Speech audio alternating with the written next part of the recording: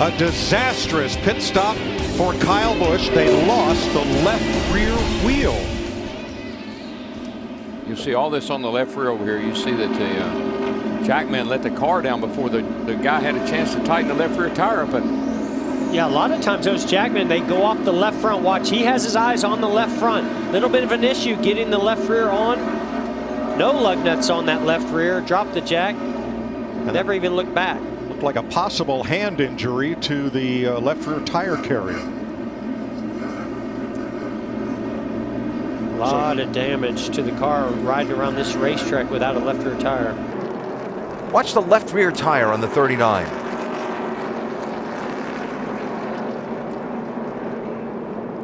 Oh, wow.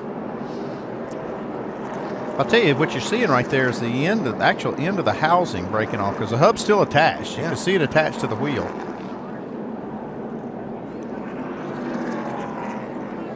If you remember, you can see the rotor flying up the racetrack right there. The guy that normally runs this car, Kevin Harvick, he'll be in it for 30 races, but Kevin's in his own car this week. Oh, Kyle Busch in trouble. Got a right rear tire blown out. Caution is out. Watch it. And we know he had been backing up from first to about fifth or sixth. No warning there. I mean, it may have been, he may have had some warning before, but it just blew all at once. And man, he does a well of a job, Larry. Look at him. Hanging on, let her loose.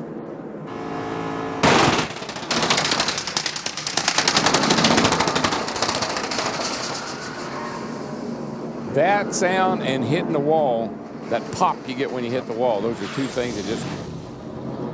I mean, the whole right side of that race car is gone. Uh-oh. Casey Mears has lost a wheel and axle broke. Wow. A rear axle broke. You see it still attached at the hub. Got to be a caution. Is out. Rear tire. I saw him limping down the back straight into turn 10 there. I wasn't sure what the problem was. I thought he had a flat tire, but much worse.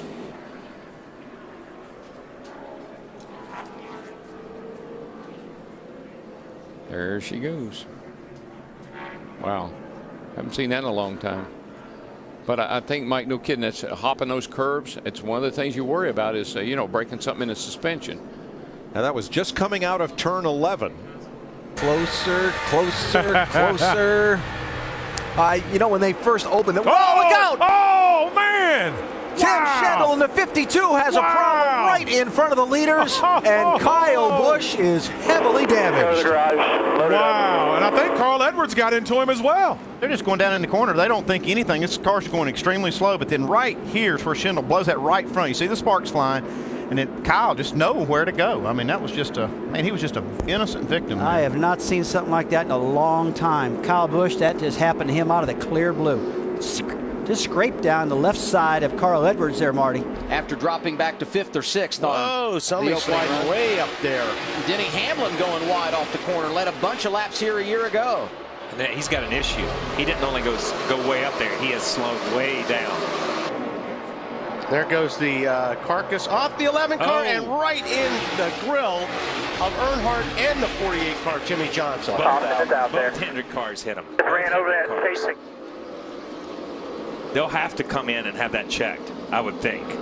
And it's going to be interesting to see if they come in and check that. You see it come off right here.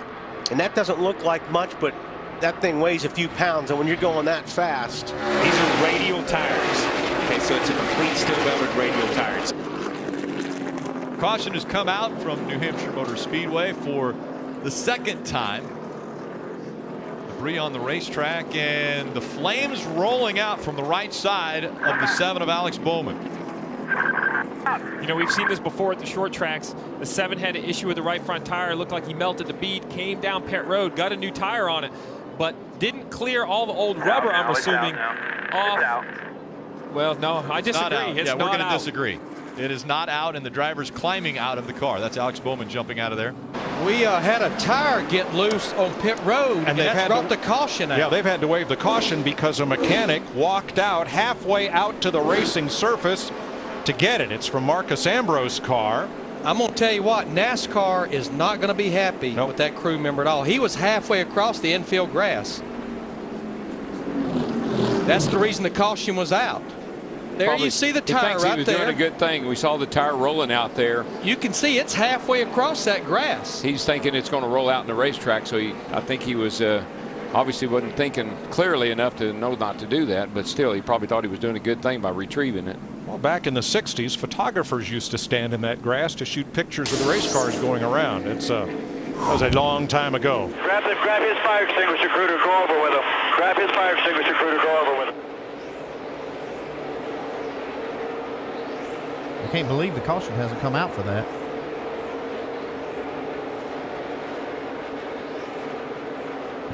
Oh, whoa, baby. Whoa. That tire just blew out. Everybody's okay. All right, you dumbasses, come on.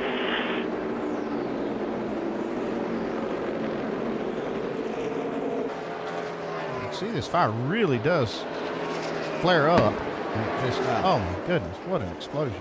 Yeah, just fortunate that no one was. Yeah, they were standing there right at it.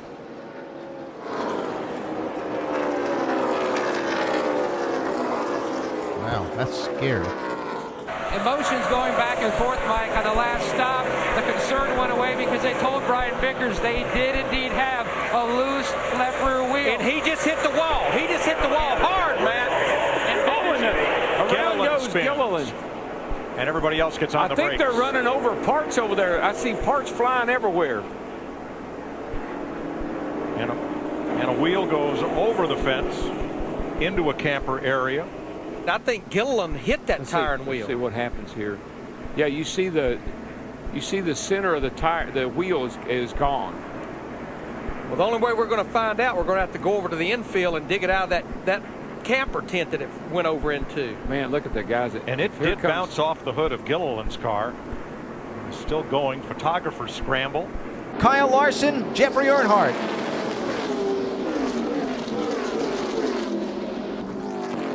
In the grass, the middle 3 and 4. Having a tough time. It looks like he might make it out of there. Real wet. I mean, we've had so much rain. Looking ahead from Austin Dillon. Oh my. Man. Yeah, you can see that tire. When it let go, it just shredded that left rear quarter panel and all the inner fender panels. And as anticipated, Mark Martin couldn't get the pedal. No, he didn't get the left front on. Yeah, this has went downhill fast. You know, Larry, it just never fails. Substitute drivers with a different team and different people, spotters, crew chief, really difficult. And on a track like this where it's so intense. I hurt bad. Big hit for the 6 of Trevor Bayne. I hurt so bad.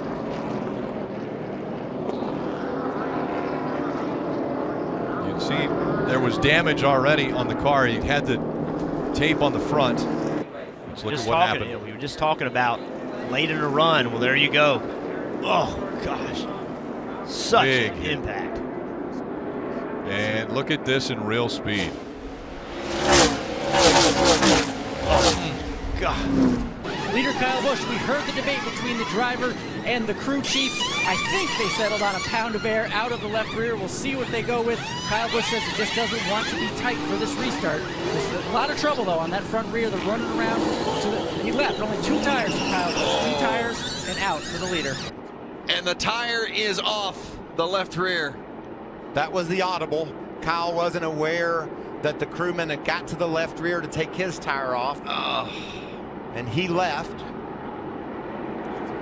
And those that didn't want to see Kyle Busch come down to the Truck Series and win, they're cheering. Well, no one expected Kyle to go. I think that was just a decision he made on his own when they struggled on the right front. I can win this race on 2 tires, and I'm leaving. He didn't realize the left rear had been worked on. Yeah, and I think he had 0 lug nuts, obviously, on the left rear. That tire, he knows there's a problem. They've told him that they have no lug nuts on the left rear, and there the tire comes off.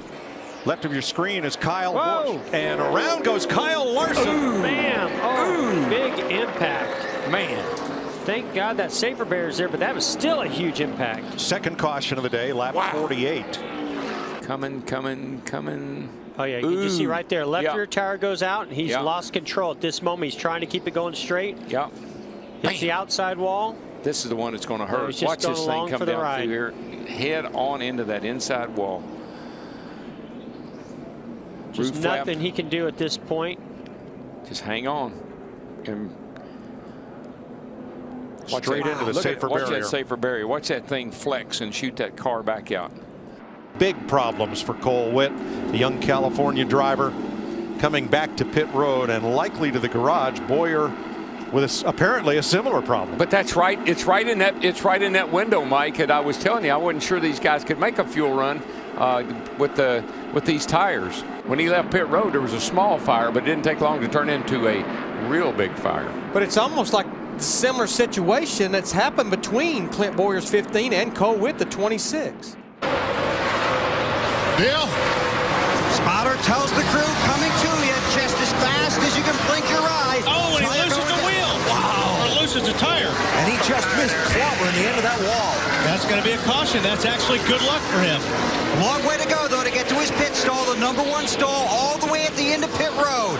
Kurt Busch's chance to win this championship almost came to a smashing end against the end of pit wall. Watch how close he gets to the entrance of pit wall here. Wheel leaves right here. What was it? A foot? No more than a foot. I would say inches on that one. I'll bet the under there. Yeah. Man. But Kurt stayed on the lead lap. He's back in 28th place with a chance to rally.